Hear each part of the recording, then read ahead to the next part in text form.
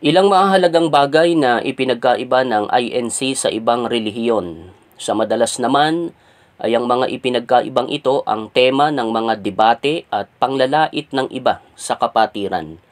Marahil ay hindi nila matanggap dahil kakaiba sa paniniwala nila at kung ituring nila ang sinasabi ng INC ay weirdo raw. Wala sa hulog. Wala nga ba sa hulog? Pag wala sa Biblia ay wala sa hulog. Guni-guni. Imahinasyon. Guni-guni lang ba ng mga tagapangaral ng INC ang ilan sa mga aral nila na ipinagkaiba nila sa ibang relihiyon?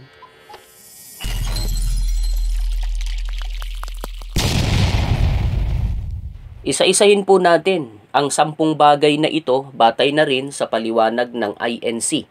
Magbigay din tayo ng reaksyon tungkol sa mga ito. Una, ayan, nababasa ninyo. INC is not a denomination. We get this question a lot since many churches go by the name Church of Christ in many cities across the U.S.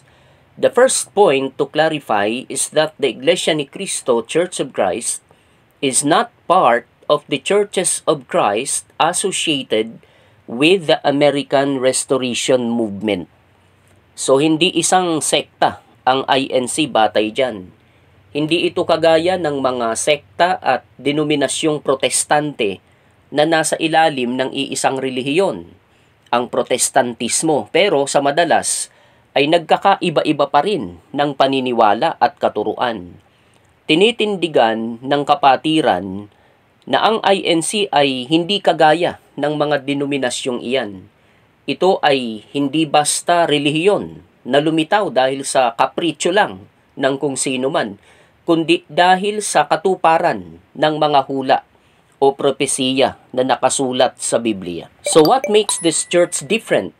Well, how many of those churches have biblical prophecy as evidence of their authenticity?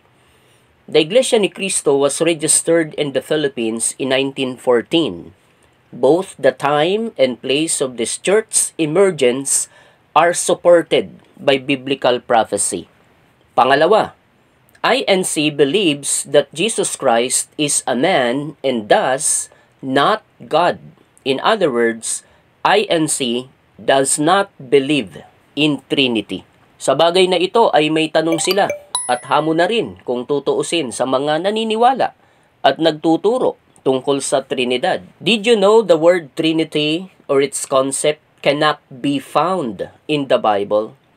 The Bible speaks of the Father, the Son, and the Holy Spirit, but it never refers to all of them as gods, nor as three persons in one God. Instead, it points to the Father alone as the true God.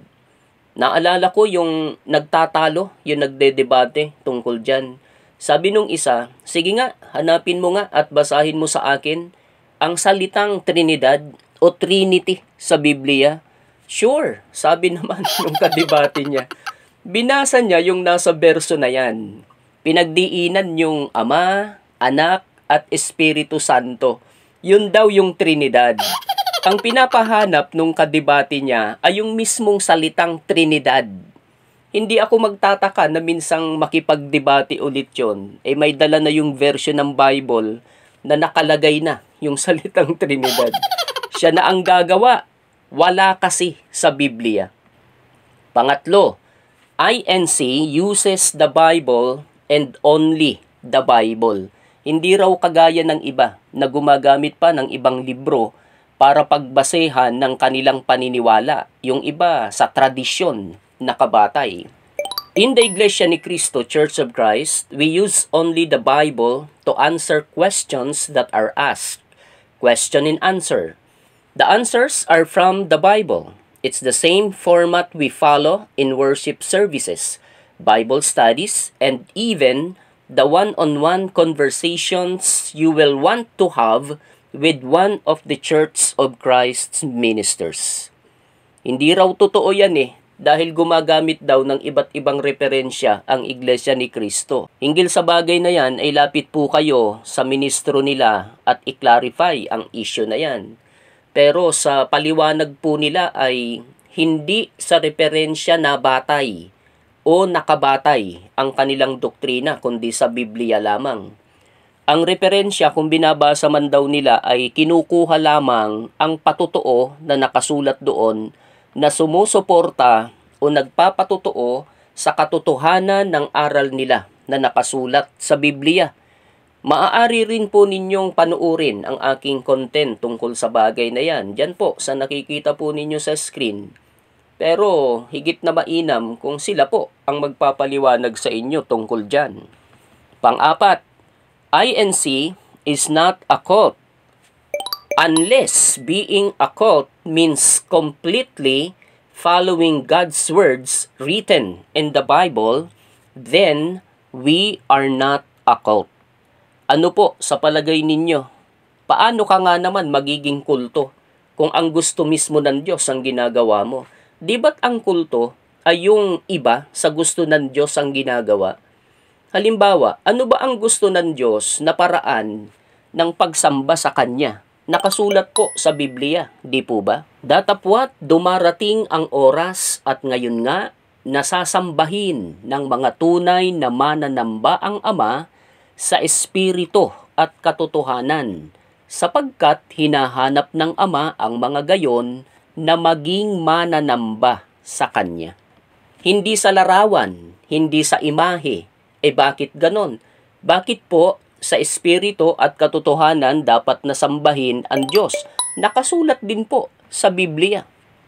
Ang Diyos ay espiritu at ang mga sa Kanya'y nagsisisamba ay kinakailangang magsisamba sa espiritu at sa katotohanan. Wala po ba kayong napansin sa mga berso na nabanggit, nabasa nyo? Ang mga tunay na mananamba, ang mga sumasamba sa Diyos, sa espiritu at sa katotohanan. Paano naging kulto yung mga tunay na mananamba? Di ba't ang kulto ay yung hindi tunay na mananamba? Di ba't kapag hindi sa espiritu at sa katotohanan sinamba ang Diyos ng sino man, di ba't lilitaw na siya o sila ang kulto? Kapag larawan ang sinasamba natin, ano pa po ang tawag sa atin? Kung napansin nyo rin sa mga berso, ang hinahanap po ng Diyos na sumasamba, mananamba sa Kanya, ay yung sinasamba siya sa espiritu at katotohanan. Hindi po hinahanap ang mga sumasamba sa larawan. Ano po ang ibig sabihin nito? Sayang po ang effort ng tao na mali ang paraan ng pagsamba. Huwag pong masasaktan sana ang mga tinamaan. Biblia po ang gabay po natin. Hindi po ang tradisyon at mga nakagisnang maling paniniwala. Katunayang mali ay ipinagbawal po ng Diyos mismo ang gumawa ng mga ito pagkatapos ay luluhuran o sasambahin. Huwag kang gagawa para sa iyo ng larawang inanyuan o ng kawangis man ng anumang anyong nasa itaas sa langit o ng nasa ibaba sa lupa o ng nasa tubig sa ilalim ng lupa. Huwag mong yuyukuran sila o paglingkuran man sila, sapagkat akong Panginoon mong Diyos ay Diyos na mapanibughuin. Kung walang mga ribulto na niluluhuran sa INC, paano sila naging kulto? Kung ang tunay na Diyos ang sinasamba nila sa espiritu at katotohanan, paano sila naging kulto? Kumusta naman po sa relihiyon natin? Di kaya tayo ang kulto? Panglima, INC doesn't practice infant baptism. Ito ang paliwanag dyan ng INC kung nababasa po ninyo. The Bible teaches that to qualify for baptism, one should be taught the words of God, believe in them, repent, and renew his life. Since an infant cannot do these things, infant baptism is not practiced in the Church of Christ. Maging ang paraan ng bautismo, ano ang sinasabi ng INC? We also follow what the Bible says about how baptisms are done, which is by immersion, paglulubog sa tubig ng binabautismuhan. Sa iba naman ay wisik, binyag. Kung ang bautismo ay paglilibing ng dating makasalanang pagkatao, kaya sa Biblia ang tawag ay paglulubog sa tubig. Papaano naman naging paglilibing yung wisik, yung binyag? Pang-anim, INC doesn't celebrate Christmas, Easter, Halloween, Valentine's Day, or any holiday based on pagan beliefs. Ano ang dahilan sa hindi pag-oobserba ng INC sa mga holidays na ito? Para lang ba maiba? Kapritsyo lang ba? Since the Bible prohibits adding to or subtracting from what is written in it, we don't follow any religious holidays rooted in pagan beliefs. If you trace the history of any of these holidays mentioned above, you will quickly discover how pagan practices crept in and influenced each one. So, wala sa Biblia.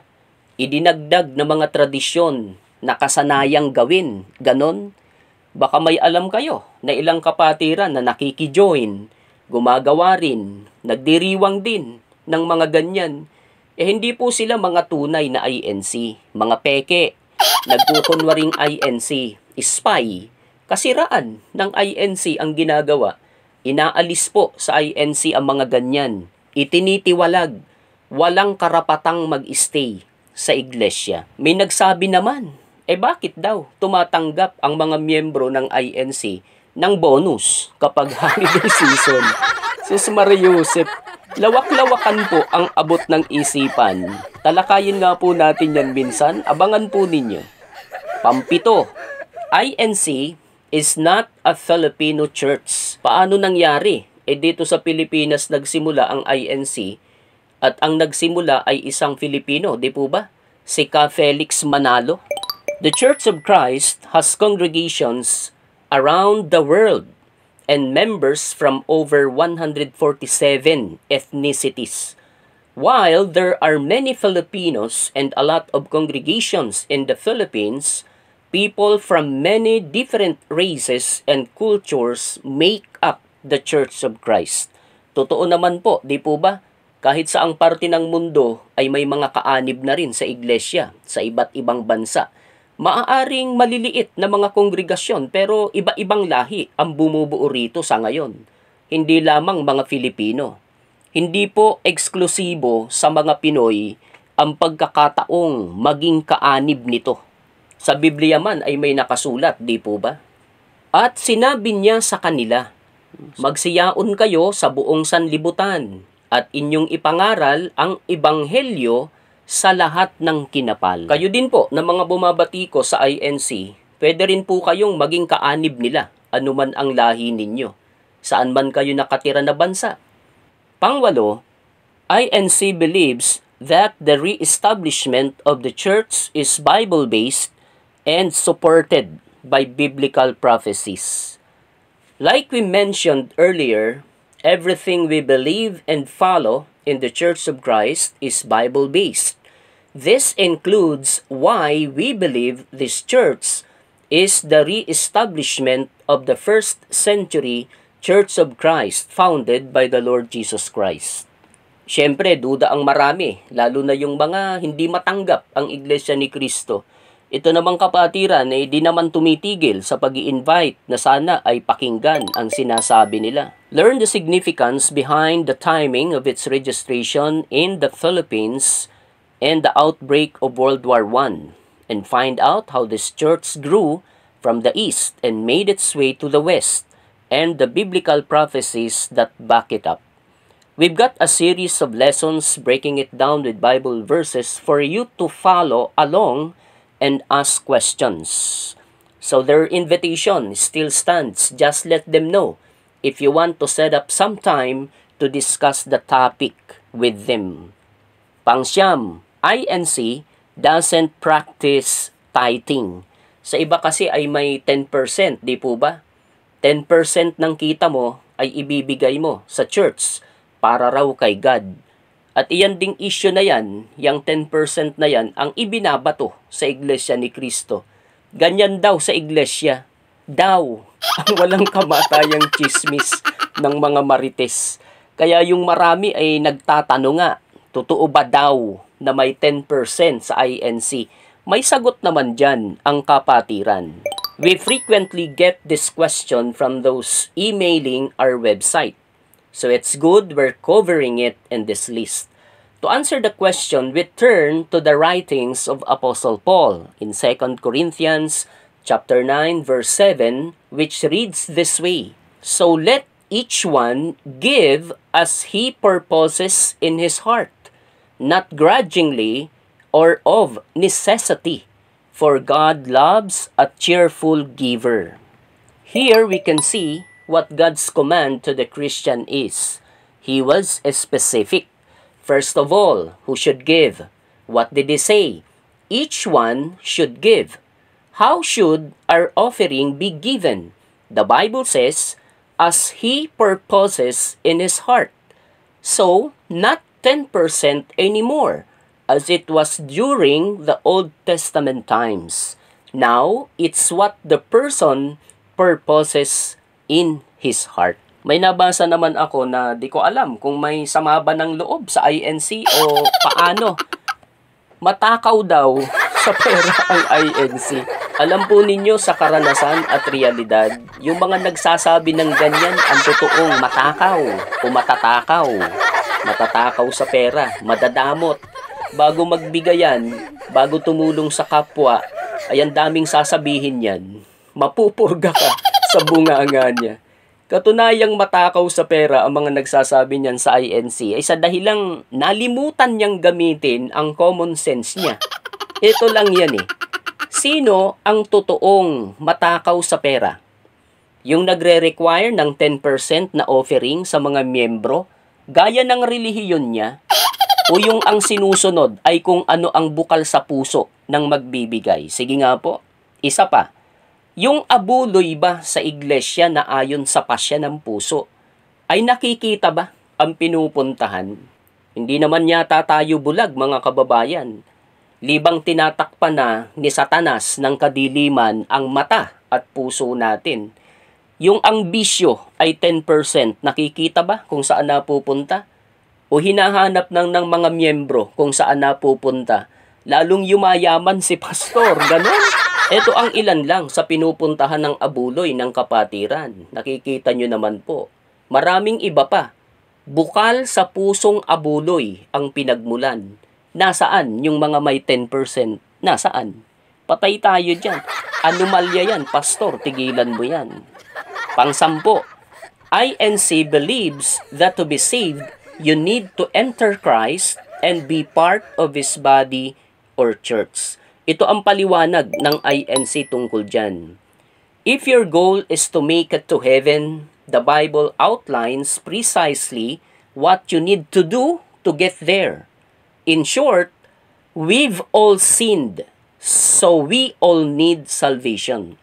According to the Bible, for a person to be saved, he or she should enter in by Christ by becoming a member of His body or church, because it is His church that Christ will save. Ephesians chapter 5 verse 23, Good News Translation, be added here, which says, For a husband has authority over his wife, just as Christ has authority over the church. And Christ is Himself the Savior of the church, His body. Dahil dyan ay buong tapang at katapatan na ipinahahayag ng kapatiran sa atin na upang maligtas ay kailangan nating maging kaanib sa Iglesia ni Cristo. Hindi nila ito ikinahihiya. We are not shy in saying that to be saved, you need to be part or a member of the true Church of Christ, because that's what the Bible teaches. Yan po mga kababayan ang 10 ipinagkaiba ng INC sa ibang relihiyon. Sana po ay nakatulong sa mga interesado sa INC. Sa mga hindi naman at walang pakialam, okay lang po yan. Wala pong problema. Maraming salamat po sa inyong panunood. Sa susunod, nilalabag daw ng INC ang probisyon ng Omnibus Election Code sa paghihikayat nito na magkaisa sa pagboto ang mga kapatiran at kapag lumabag daw ay tinatakot na ititiwalag. Totoo ba? O guni-guni lang ng kung sino? Abangan po ninyo. Shoutout sa mga kapatid sa buong mundo mula kay Francisco Ordenesa dyan sa lokal ng Sentro Lagtang, distrito ng Cebu City, Cebu. Maging dyan sa lokal ng Long Island City, District of New York. At sa kapatiran sa buong mundo mula naman kay Rose Palisok. Kay Jess Sardanyas at sa kanilang destinado dyan sa lokal ng Gapas, distrito ng Quezon East na si Ka Alex Murillo. Shoutout din daw sa lahat ng kapatid sa buong mundo. Shoutout sa lokal ng Hawali, distrito ng Kuwait at sa kanilang destinado na si kapatid na Ronald Andres at sa kanyang buong pamilya mula kay Imelda Pascua. Shoutout kay Nelson Pamilar at sa pamilya Pamilar dyan sa lokal ng Area G, distrito ng Cavite South. Shoutout sa mga kapatid sa buong mundo, lalo na sa mga kapatid dyan sa lokal ng Mamburao, Occidental Mindoro, mula kay Florante Aquino, all the way from local of Marseille, dyan sa France, District of Western Europe. Ganon din sa mga kapatid dyan sa lokal ng Talugtog, distrito ng San Jose City, Nueva Ecija, mula kay Ernie Opalia. Kay Pascualito Modina Sr., dyan naman sa lokal ng Kabagan, distrito ng Cagayan South. Pagbati sa lokal ng Daraga, distrito ng Albay at sa sambahayan ni Alve Lusande. Shout out at advance happy birthday po kay kapatid na Fernando Flamenco, ang Pangulong Diakono dyan sa lokal ng Toronto, Canada, mula naman kay Carmelino Gyao. Batiin natin si Romeo Gueco dyan sa North Vancouver, Canada. Shout out kay Baby Dialogo dyan sa lokal ng Pinugay, Rizal East. Kay Zairel Padua ng lokal ng San Isidro, Isabela South. Kay Agustin Gansan ng lokal ng Cagayan de Oro City, Misamis Oriental. Kay Rob's Mix Vlog, salamat sa iyo. Pagbati kay Kaligaya ng Navotas. Kaligaya, kumusta daw po kayo? Sabi ni Kadado Falconit. Nakadestino raw po siya ngayon dyan sa Northern Samar. Sana rin po ay nabasa ninyo ang kanyang pagbati at pangungumusta po sa inyo. Salamat po, Kadado. Shout out kay Crisaldo TV dyan sa distrito ng Washington State, USA.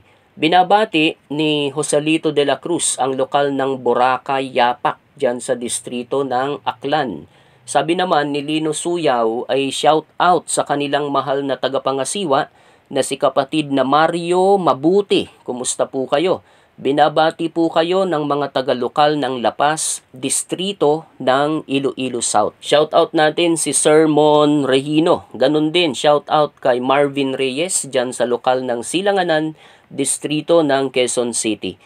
Shoutout sa lokal ng Balongay, Camarines Southwest mula kay Henelito Belencio. Kay Leo Parayawan dyan sa lokal ng Dagupan City, distrito ng Lingayen. Shout out din sa kanyang asawa na si Stephanie Parayawan at ang mga kamang-aawit niya na sina Kashing, Kaglo, Kaispe, Kalea at Kaayla. Kumusta po? Saludo po ako sa mga mang-aawit. Kagaganda ng boses. Yun pong inaawit na kay Jesus ko isasakdal. Kailan po ba yon aawitin sa worship? Naitanong lang po, parang super tagal na hindi ko naririnig. Gustong gusto ko po siyang naririnig. Bulong nyo nga po sa akin kung kailan. Wala naman pong nakakarinig. Tayo lamang. Shout out po natin ang lokal ng Paco, Manila mula kay Nora Canlas.